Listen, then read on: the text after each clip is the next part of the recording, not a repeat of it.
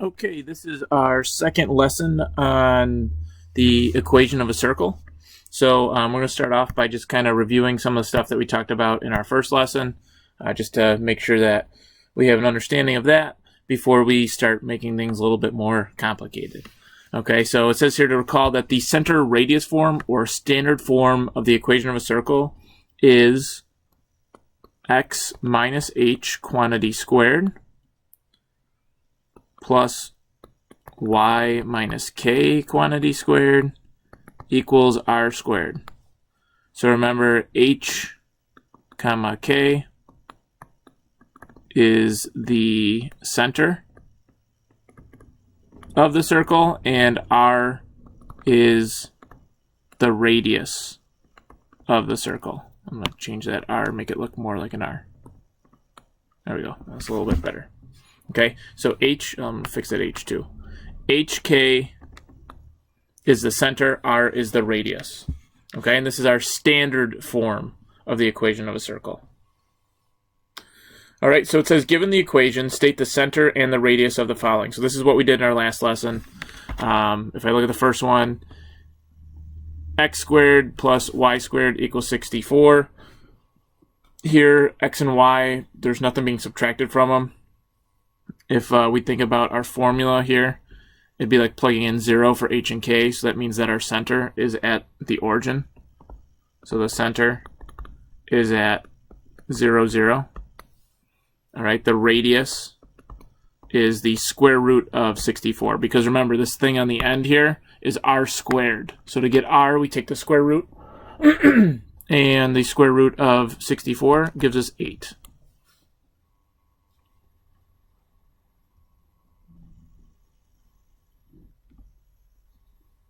Our next example, we'll go red here. We've got x minus 3 squared plus y minus 9 squared equals 50. Remember, the formula is x minus h, y minus k. So we are subtracting 3, we are subtracting 9. So our center is at 3, comma 9. Notice they are both positive. My radius is the square root of 50, which that can be broken down into the square root of 25 times the square root of 2. So the radius equals 5 square roots of 2. All right, that's simplest radical form. And our last one, we've got x squared plus y plus 8 squared equals 100. So the center is at 0, comma, and this one you got to be careful, it's negative 8, because we can think of it as y minus negative 8. Gives me y plus 8. So that's my center. The radius, oh, why isn't it drawing? There we go. The radius is the square root of 100, which is 10.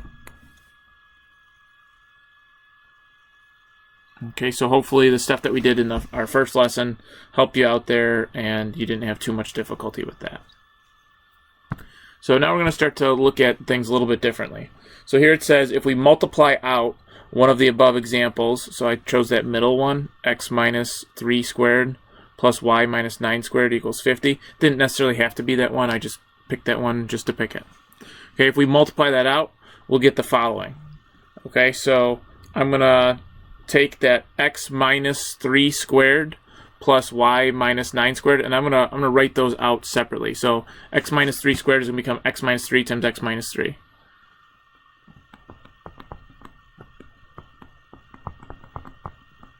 Okay, I'm gonna add that to y minus 9 times y minus 9.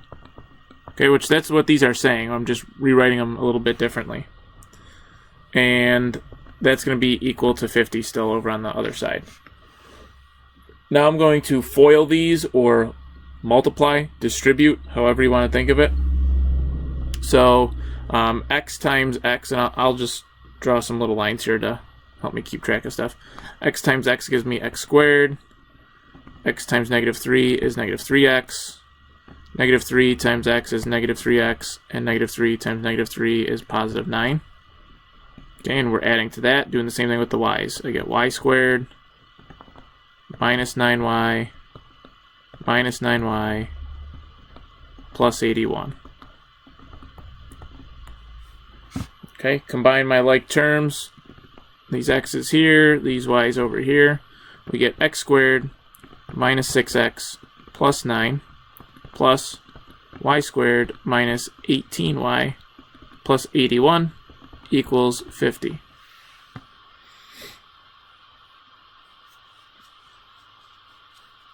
Alright, at this point I can combine these guys, and I get x squared minus 6x plus y squared minus 18y plus 90 equals 50. And if I want to get that whole equation equal to 0, I can subtract 50 from both sides, and I end up with x squared minus 6x plus y squared minus 18y plus 40 equals 0. Okay, so when we get that, this answer here, that is our equation, our circle, written in what is known as the general form. Okay, and just a note off to the side here, when multiplied out, we obtain the general form of the equation of a circle. It says, notice that in this form, we can clearly see that the equation of a circle has both x squared and y squared terms, and that these terms have the same coefficient, which is usually 1. Okay, so the general form is x squared plus y squared plus, I'm going to put a capital D in front of x, plus a capital E in front of y, and then plus a capital F on the end, equals 0. Okay, D and E in this case are the coefficients of x and y respectively.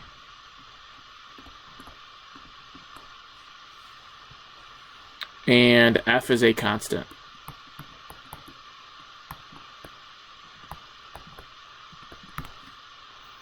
Alright, is it super important that you memorize this formula like this? Not necessarily, but I need you to understand that the general form is x squared plus y squared plus however many x's you have plus however many y's you have plus whatever constant there is. Okay, so that is the general form. Why is it important to know the general form? Because a lot of times you'll be given a circle, the equation of a circle, in this form, in the general form, and you have to convert it to that form that we're using before, the standard form. Okay, and in fact, we're going to see that on the next page. So it says here, when the equation of a circle appears in general form, it is often beneficial to convert the equation to center radius form. That's exactly what I was talking about, our standard form, so that you can easily read the center coordinates and the radius, which then makes graphing the circle much easier. So for the example that we're going to do this conversion with, we're using x squared plus y squared minus 12x plus 4y minus 3, and we're going to convert that into standard form. So it is already in the general form, the one that we just talked about. Okay, this one right here. And we want to convert it into the form that we were working with yesterday, our standard form. Okay, so the first thing that I'm going to do when I'm given an equation like this is I'm going to rearrange stuff using the commutative property, right? The commutative property allows me to move around anything that's being added together without changing the value of those things. So I'm going to move these things around so that all the x's are together and all the y's are together. Okay, typically you don't want to get all your x's together in one spot because then they start conspiring against you. That's a different type of x. That's a joke. We're allowed to have fun. It's okay. But I want to get all the x's together. X squared and minus 12x. Okay, I want to get all the y's together. So I have plus y squared and then plus 4y. And then it also says to move the constant to the other side. Okay, we can't just move it. Okay, we can't just say, oh, hey, I've got minus 3 over here. Let's move the minus 3 over there. How do we move things? we do the opposite. So I'm going to add 3 to the other side. You can do those in 2 different steps if you want.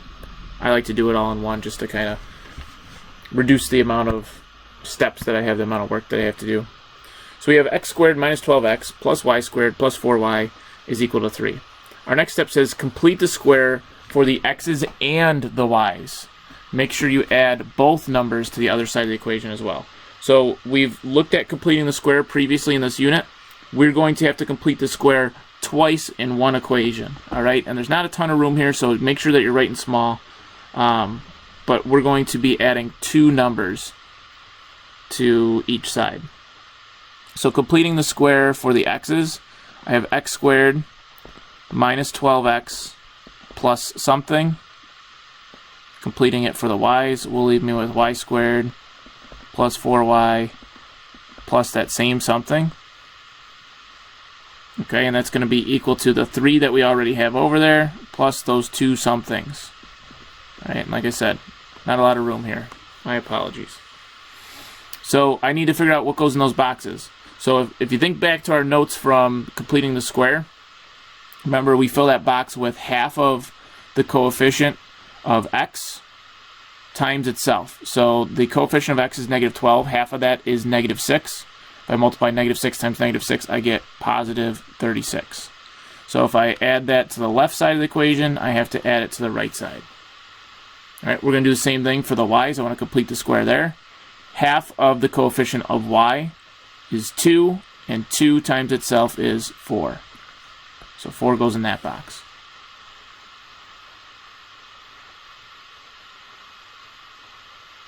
Alright, so we are going to now factor each of these perfect square trinomials and then rewrite the equation so it looks like the standard form of a circle. So this x squared minus 12x plus 36, that's a perfect square. I'm just going to rewrite it down here.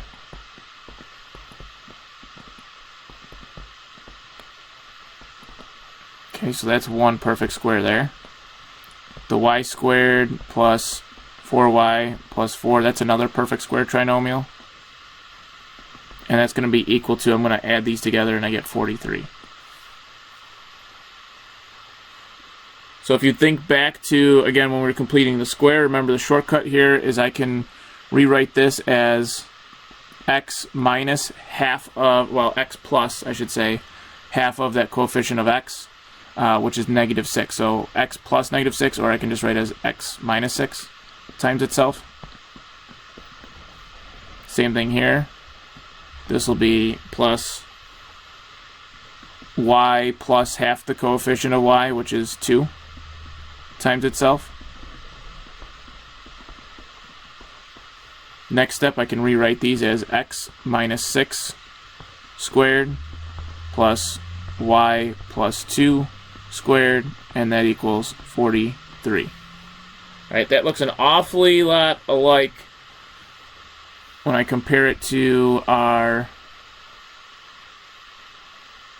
equations up here with our standard form. Okay, I have x minus some number squared plus y minus some number squared equals some number. Okay, so if I think of it that way, x minus h squared plus y minus k squared equals r squared. That means looking at this, if this is the equation for our line, that means that the center is 6, negative 2, and the radius is the square root of 43. 43 is a prime number, so that means that is simplest radical form. Okay, so again, we're just merging the two ideas together. We're taking the stuff we did in our first lesson dealing with the equation of a circle. We're adding in this idea of completing the square.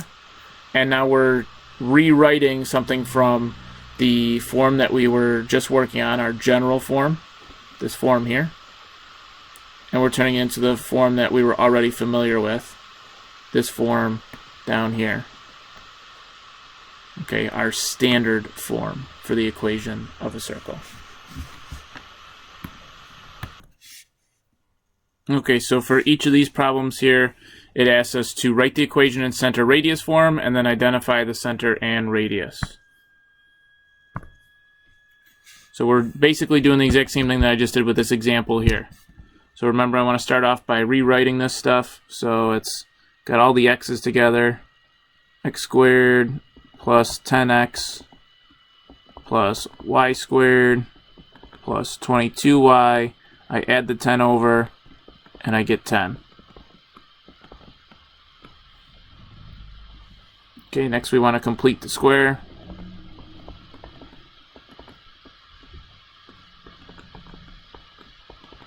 And remember, I do it for not just the x's, but also for the y's.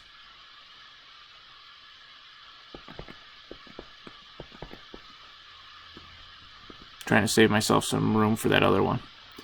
Okay, half of 10 is 5. 5 times 5 gives me 25. That goes in this box.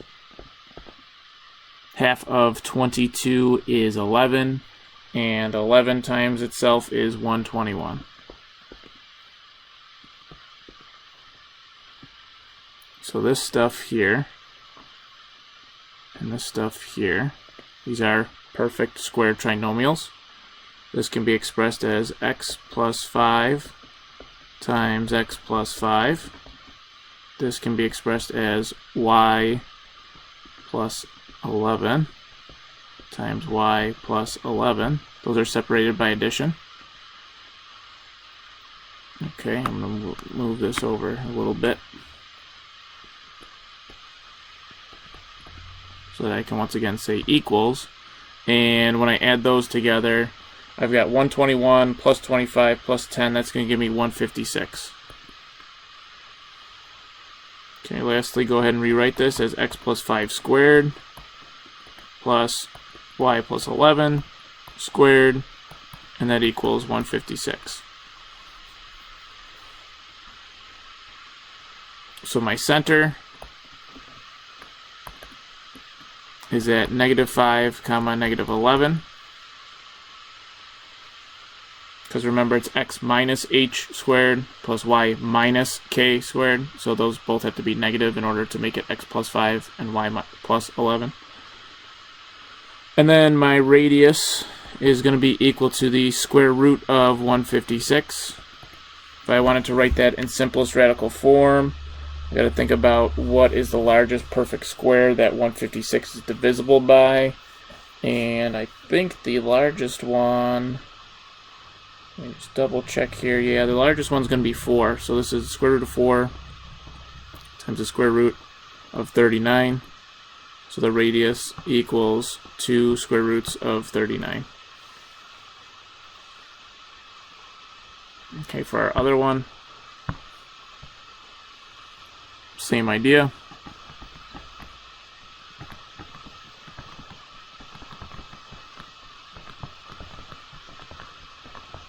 I subtracted 6 from both sides. X squared minus 18x plus something plus y squared minus 2y plus something equals -6 plus those two somethings. Half of -18 is -9. When I square that, I get positive 81. So 81 is getting added to both sides. Half of -2 is -1. -1 times itself is positive 1. So 1 is getting added to both sides.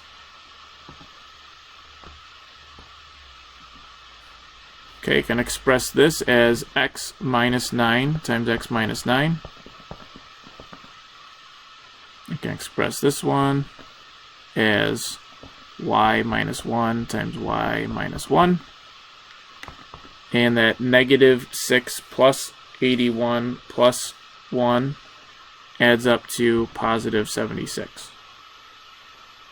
This is x minus 9 squared plus y minus 1 squared equals 76. So my center is at 9, 1. My radius equals the square root of 76. And just like the last one, the largest perfect square that 76 is evenly divisible by is 4. So this is the square root of 4 times the square root of 19.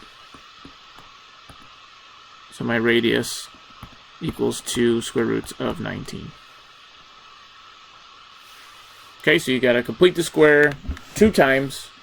Make sure you add both numbers to the right side as well. And then once you get things written so that you have x minus some number squared plus y minus some number squared, that's going to tell you what the center is. The other side tells you the radius. You take the square root to get the length of the radius.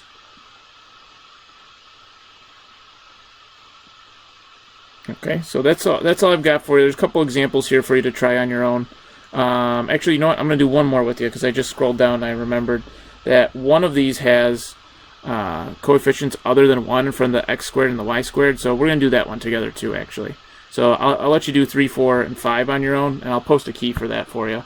But I want to do number 6 together because we haven't seen one of those. So in this case, I've got something other than 1 in front of the x squared and the y squared. I'm going to divide everything by that number, so it's a 2. If you think back to when we did completing the square, we did the same thing then. So I'm going to divide everything by 2.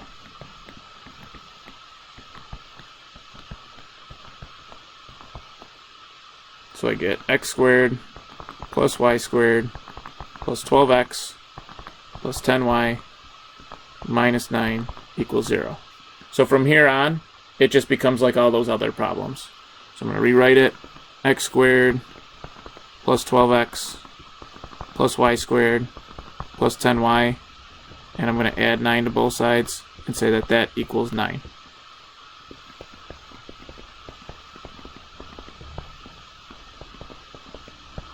Complete the square on both sides.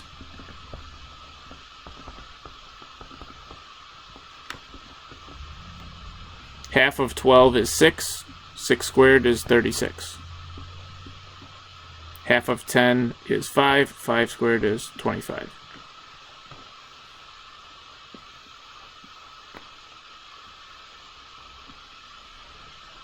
This becomes x plus 6 times x plus 6 plus y plus 5 times y plus 5. And that's going to be equal to 9 plus 36 plus 25, which all adds up to 70.